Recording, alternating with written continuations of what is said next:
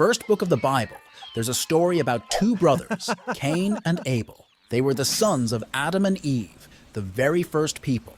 Cain, the older brother, was a farmer who grew crops, while Abel, the younger one, was a shepherd who took care of sheep.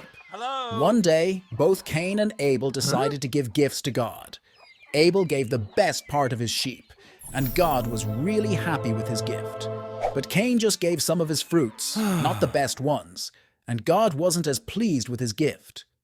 Cain got really upset and jealous because God liked Abel's gift more. God saw that Cain was angry and tried to talk to him. God told Cain that if he did good things, he would be happy, but if he did bad things, then bad things would want to follow him. But Cain couldn't stop feeling jealous of Abel. One day, when they were out in a field, Cain's anger got out of control.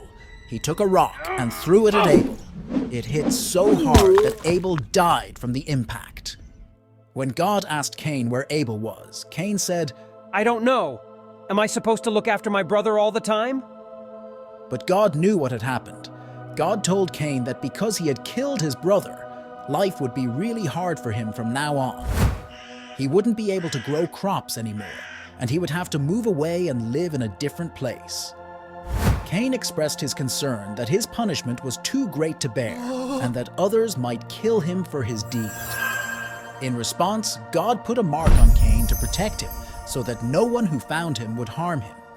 Cain left and lived in a place called Nod, which was far away from his family. He had to leave because of the bad thing he did to his brother. The story of Cain and Abel teaches us a lot. It shows how being jealous and angry can lead to doing really hurtful things. It's a reminder that we should try to do our best and be happy for others, and not let bad feelings like jealousy take over.